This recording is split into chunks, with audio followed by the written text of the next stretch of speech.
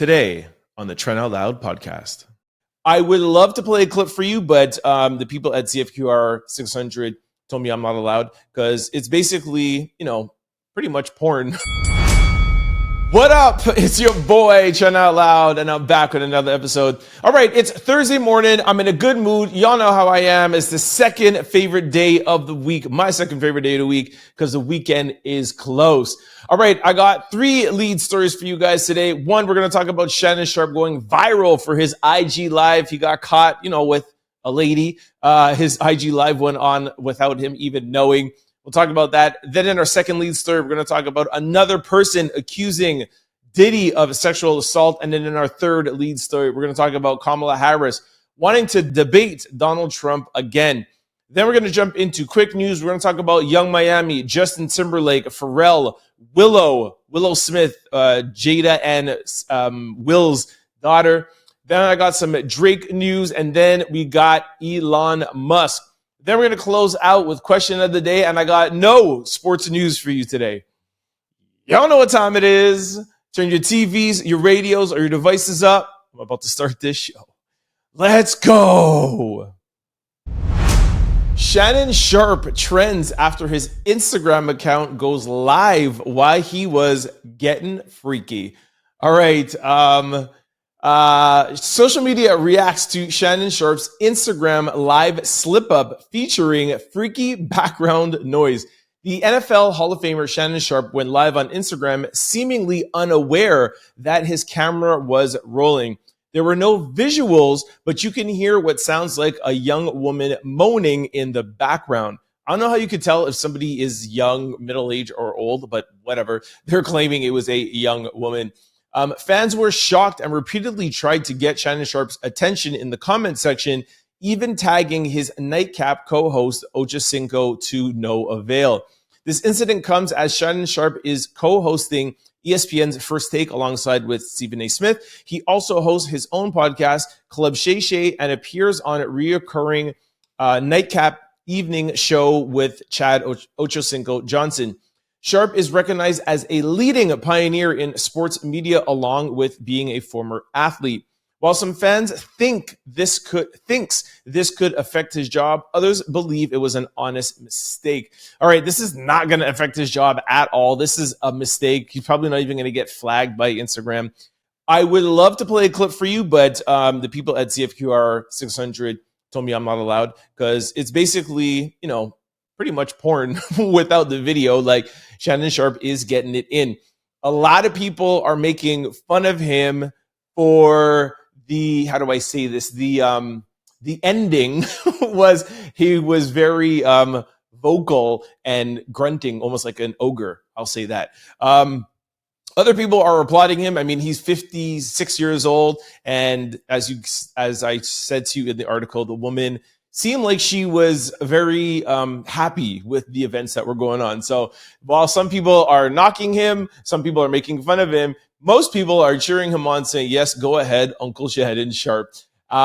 He also put out a something on his Instagram, and he said, beware, my Shannon Sharpe 84 Instagram was hacked this morning. My team and I are working vigorously to figure this out. So I don't know if he's trying to say like, yo, I was hacked and somebody turned on my live, or if he's trying to say, yo, I was hacked, that wasn't me. But yo, I really hope he's not trying to say it wasn't him and somebody else was just putting in that audio, because that sounded like Shannon Sharpe. So please, I don't know if you could hack an Instagram account and go and hit the live button. I don't really know the details of that. Somebody said that he did say something on Nightcap last night. I don't know if it's out yet. I didn't see it before I came on to do the show, but whatever. Like I said, it was an accident. It was nothing. You can't see anything. There's no visuals. It's just sound. It's really not that much of a big deal. Shannon Sharpe is a good guy. He's very, very, very professional. He does well in all his 2 different podcasts and with First Take. He's a good dude. I don't feel he'll get any backlash for this. But yeah, I'm with the people cheering him on, man. Single, 56 years old out here doing his thing. Go ahead, Unc. All right, in our second lead story, Danity Kane's Dawn Richards says she was sexually abused by Diddy and witnessed him choke, punch, and strangle Cassie. Sean Diddy Combs is facing yet another lawsuit. A fresh accuser has filed a complaint against Diddy alleging that the music mogul sexually assaulted, intimidated her, and belittled her while she was watching him vigorously beat his former girlfriend Cassie. Dawn Richard claims in a lawsuit, which TMZ was able to get, that she fell victim to Diddy's manipulation while taking part in the 2004 MTV programming Making the Band, with the Bad Boy CEO offering to further her singing career in exchange for compliance with his alleged devious demands. The ex-member of Danity Kane claimed that Diddy called female candidates fat, ugly, and the B word, and also hoes while on the set of auditions. She claims that because she was young and thrilled to collaborate with such a well-known artist, Diddy had special contempt for her. According to the documents, she claims to have seen Diddy, who was high on drugs, push Cassie against the wall, choke her, and pull her up a flight of stairs in a Los Angeles house in 2009. According to Richard, Diddy also threw a boiling pot of hot eggs at Cassidy and screamed, "This is my ish. I can't stand you B words. You never do it right." Richard claims that on other instances, Diddy attempted to choke Cassie inside of a mansion in Los Angeles by hitting her in the face and putting his hands around her throat. I don't know why the documents are talking so much about Cassie when, if she's filing a lawsuit that, again, like I said, I'm really not too sure why she's talking about it. I don't want to speculate. But another Diddy court case. And every time I talk to you guys about Diddy, this is probably the 20th, 30th time maybe, it's always after Diddy is on Instagram or he's out somewhere doing something. Just a few days ago, he was on Instagram meeting Black Rob in Harlem. Yo, what up, Playboy? Yo, da-da-da-da. Somebody recorded it and put it out. Boom, we have another lawsuit that pops up. I understand the man has to live a life, but I don't understand why he has to live a life and put it on Instagram and put that he is living out his life online. I'm not saying that these are why these are coming up, but it's just a weird coincidence that every time he posts something online, there's another lawsuit that follows. And another thing that I always say, I feel like this is a repeat button, where are the criminal charges? It's every 2 weeks, there's another civil lawsuit making claims, et cetera, but still no charges. What is going on with New York and LA and Miami raiding his homes, the Federal Bureau of Investigation? Where are the Diddy charges? Are we just going to continuously keep hearing about these civil lawsuits, people trying to hit Diddy up for money? Last week, there was some guy in jail that was from 1997. This is from 2004. And Dawn Richard is saying she had to see him abuse Diddy. Like, how many more civil money lawsuits are we going to see before we see a criminal case? Let me know. All right, in our third and final lead story, Kamala Harris campaigns calls for another debate. Donald Trump says he's not inclined to rematch. All right. The internet is still on fire from Tuesday's presidential debate with VP Kamala Harris and former President Donald Trump. Donald Trump claims he won the debate and Harris was beaten badly. Trump took to Truth Social and he said, "Every poll has us winning. In one case, it's 92-8. So why would I do a rematch?" Trump called into Fox News today and spoke about the debate. He called yesterday and spoke about the debate, claiming he won and he's not inclined to do another. However, he said if he does participate in a second debate, he prefers Fox News to host it. However, he wouldn't want the network's news anchors, Martha or Barrett, to host due to their critical coverage of his performance on Tuesday. While Trump is backing down, Kamala Harris isn't. ABC News reports that Harris' campaign called another rematch less than an hour after the debate ended. All right, I'll read to you a tweet that Donald Trump put out, and then I'll read to you what Kamala Harris' campaign put out. Donald Trump said, "In the world of boxing or UFC, when a fighter gets beaten and knocked out, they get up and scream, 'I demand a rematch. I demand a rematch.' Well, it's no different with the debate. She was beaten badly last night. Every poll has us winning. In one case, we are winning 92-8. So why would I do a rematch? Donald Trump is his lying needs to be studied. Like, he is so convincing to people. If you didn't know, then you would believe him. That's how convincing he is. He needs to be studied. I'm telling you. It was Kamala Harris's campaign said this in an email. They said, under the bright lights, the American people got to see the choice that they will face this fall at the ballot box between moving forward with Kamala Harris and going backwards with Donald Trump. That's what they saw last night and what they would see at a second debate in October. Vice President Harris is ready for a second debate is Donald Trump. All right, I put up a post on Exclucity Media, and it's kind of like a collage of Fox News anchors saying how bad Donald Trump was at the debate on Tuesday night. A lot of them said that he lost. A lot of people said that he was beaten badly. A lot of them said Kamala Harris, like what I said on episode 326, how he was always taking the bait, et cetera, et cetera, et cetera. Pretty shocking that Fox News would come out. But when it's so clear, then, they almost have no choice, or they just look pretty crazy, like how Donald Trump looks. And like I said on yesterday's podcast, I'm not saying that, like how some people are like, oh my gosh, she wiped the floor from him, there's no coming back. He could definitely come back. He could definitely even still win from losing this debate, but he did lose, But I don't know. What do we expect? We expect Donald Trump to come out and say, yeah, I didn't have the best night, it's Donald Trump. That's what people love him for.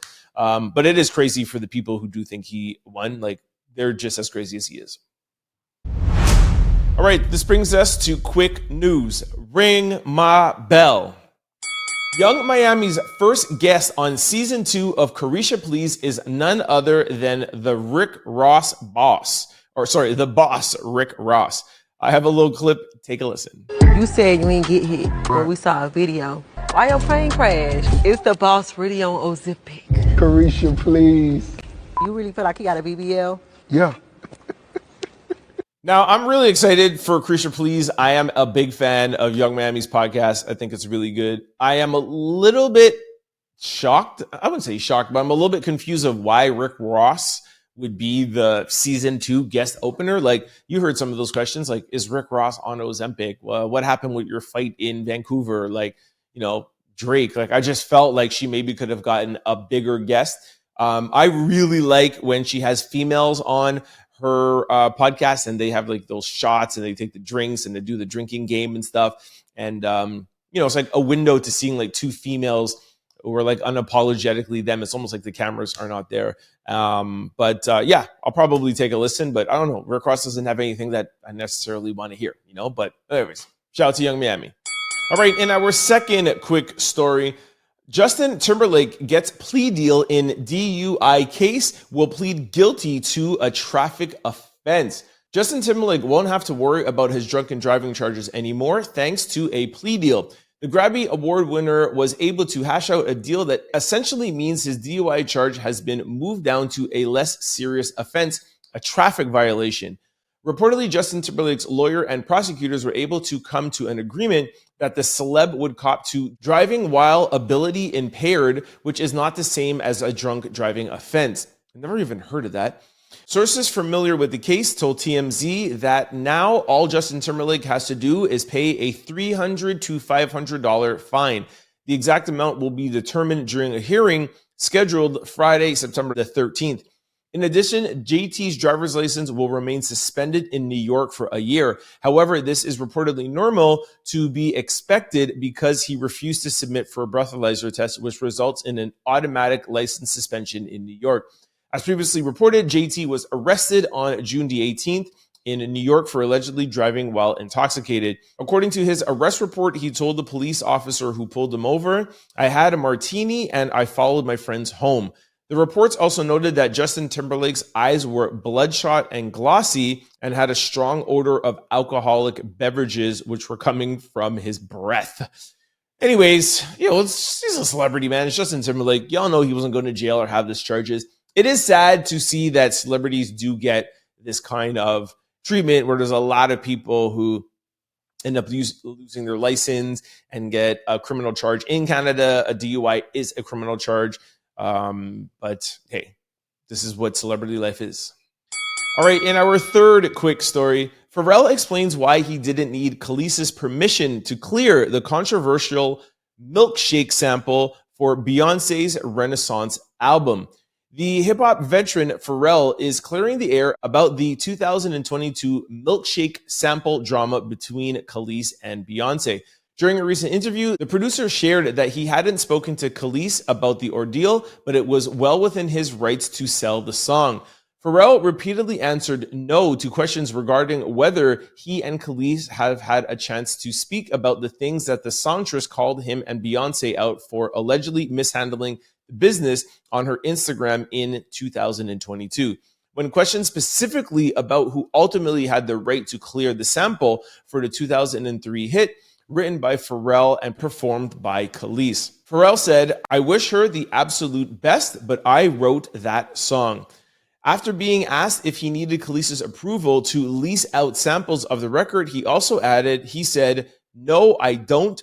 Milkshake, it was me and Chad who produced it." If you recall, Khaleesi aired out her professional frustration with Beyoncé and Pharrell after Beyoncé released her Renaissance album, which initially featured samples from Milkshake. I remember when this happened.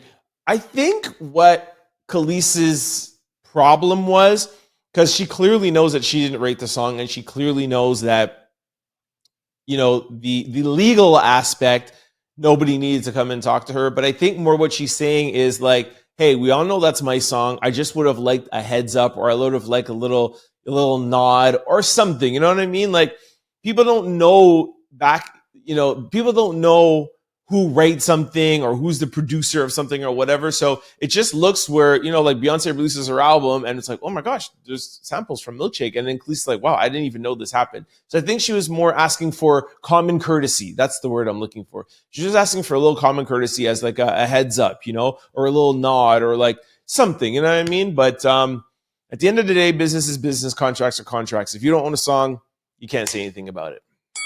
All right, in our fourth quick story, Willow Smith reveals struggles with alcohol and dark times during her music career. She said, "I was getting blackout drunk almost every session." Willow Smith is candidly discussing her battles with alcohol and her challenging periods she faced while creating her recent albums. In a candid interview with Days Magazine, Willow Smith opened up about her profound struggles she was facing while creating her 2022 album called Coping Mechanism. Despite the album's title implying a form of release, Willow Smith admitted that she relied heavily on alcohol to manage her deep emotional pain. She said, "I was deeply heartbroken. I was getting blackout drunk almost every session for that album, and I was just in a bad spot. I wouldn't want to make an album like that ever again." The 26-year-old singer's admission came as part of a broader discussion about mental health. Reflecting on her early career, she recalled a period where she released her hit song, "Whip My Hair," while she was 11 years old, describing it as a dark night of the soul. Just sad, like you have two famous parents, you have all the money in the world, and, you're just depressed and heartbroken, and you have access to all these mental health therapists and all that stuff, and you get, hooked on alcohol. It just shows you how powerful alcoholism is and how powerful depression is. Everybody thinks, oh, you're rich, you have all this or whatever, blah, blah. And you hear she's just like everybody else. You hear stories about people self-medicating themselves all the time. I talk about that in my book when I was going through, bad times in 2018 and 19. Shout out to Willow for doing this interview and talking openly and candidly and just letting everybody know that, we're all the same. We all go through our same problems, regardless of who our parents are and regardless of the money we have. Because I know there's a lot of people out there that were like, man, I wouldn't be so depressed if I had this, or I wouldn't be depressed if I had that. It's because I'm in this or whatever. Those things are not the things that will make you happy. You need real, tangible things. So I like that Willow did this. So shout out to her. All right, in our fifth quick story, Drake seemingly backs Lil Wayne's amid claims that Jay-Z snubbed him for the 2025 Super Bowl halftime show. Drake seems to be backing Lil Wayne as notable figures expressed disappointment over Lil Wayne being passed up for the 2025 Super Bowl halftime show. After the announcement that Kendrick Lamar would be headlining the halftime show in New Orleans, some fans and close associates of Lil Wayne felt that Wayne was unfairly overlooked. Given that the game will be held in Wayne's hometown, they believe he was deserving of the spot. On September the 11th, Drake posted a throwback photo of Lil Wayne on his Instagram stories that appeared to be showing support. I was wondering if Drake was going to say anything, but really smart. He didn't come out and actually say anything or write anything because Drake has enough going on right now. But, just showing that picture in his stories, we all know that he's basically saying that, Jay snubbed Lil Wayne. I'm not going to get into the whole Drake and Kendrick thing. I have done at least 2 podcasts on that last week. Y'all know my opinion. Let's just move on, All right, in our 6th and final quick story, Elon Musk has an interesting response to Taylor Swift's endorsement of Kamala Harris. All right, for those of you who didn't hear, Taylor Swift is endorsing Kamala Harris. She put out a post Tuesday night I think it was right around at the end of the debate. And she posted a picture of her holding a cat. And she threw some shots at JD Vance and Donald Trump. And she signed it off by supporting Kamala Harris, yours truly, Taylor Swift, a woman that doesn't have kids, or childless cat lady, or something. One of those quotes that JD Vance are saying about women in their 30s not having kids and just being a cat lady. So Elon Musk replied to her, which is very, very weird. And the article reads, after Taylor Swift publicly endorsed Kamala Harris, Elon Musk had an interesting response to her. He said, "Fine, Taylor, you win. I'll give you a child and I'll guard your cat with my life." Super weird. This was in reference to herself as a childless cat lady, like I just said, a term famously coined by Donald Trump's running mate, JD Vance, when describing unmarried women without children. Yeah, childless cat ladies. Anyways, I don't know. Elon Musk does some weird things sometimes. He's one of the richest men in the world, but I feel like he wants to be even more of a celebrity than he is, because he's not really a really quote unquote celebrity. I feel like that's why he gets into things like this. Like, he wants to be like a Hollywood celebrity, So weird. All right, this brings us to question of the day. Name a moment in history you will never forget. All right, there goes that man. 84 said, when MJ passed away, I will never forget that. 100%. I think I also got my store. I remember parking and somebody texting me saying that Michael Jackson died. And I was like, what? I didn't believe it, but 100% definitely. I don't know. In history, there'll be as a moment in history you'll never forget. But no, they didn't say one, so I'll definitely never forget that. Mike Powder Global says Kamala whooping Donald Trump's butt anyways, I can't say what they said. Anyways, that's funny. The Alabama swimming fight, that's hilarious that somebody would remember that. Tina Fensone said COVID. I think everybody in the world will definitely never forget COVID. September's very own said Aaliyah dying in that horrible plane crash. Yo, I remember that too, man. I was in Jamaica at the time, and I remember being afraid to fly home because her plane just went down. I 100% remember that. Somebody said, Zach9T4 said, y'all with the Popeyes chicken sandwich. I'll never forget that. Y'all with the Popeye chicken sandwich? You're talking about the chicken sandwich thing that went viral, and was fighting against McDonald's? That's what you're going to remember in history? Lord. Somebody wrote 911. Sorry, I guess that meant 9/11. Sorry, I don't know why they put dots there. But yeah, 9/11, COVID shutting down everything, and Klux the 6th. I think he meant January the 6th, but putting some Ku Klux Klan kind of reference. Anyway, somebody else said September 11, 2001, the day my heart was broken. 100%. By the way, we forgot to mention that in yesterday's episode. Shout out, rest in peace, everything to the people who lost loved ones on September 11th. We forgot to mention that on yesterday's podcast. Sorry about that. Another person wrote George Floyd. That's a great 100%. That's a great answer. No one's ever going to forget that. Somebody wrote 2020, the toilet paper fiasco. 100%. Remember, everywhere was sold out of toilet paper because of COVID. That was funny. Cookie Oliver 82 said OJ being found not guilty and the LA riots. Somebody else said Prince passing away. Another person said y'all eating pets in Ohio. That's funny. Somebody said when Princess Diana died. Somebody said the January 6th Capitol attack, 9/11, Barack Obama becoming first president. I was legit in tears. That's a good one, 100%. When 81 million people fired Donald Trump, the pandemic. Oh, yeah. Another person wrote the Million Man March. Forgot about that. Somebody said when Little Mama jumped on stage with Jay-Z and Alicia Keys and Beyonce tried to stop her. I love when people are just so unserious.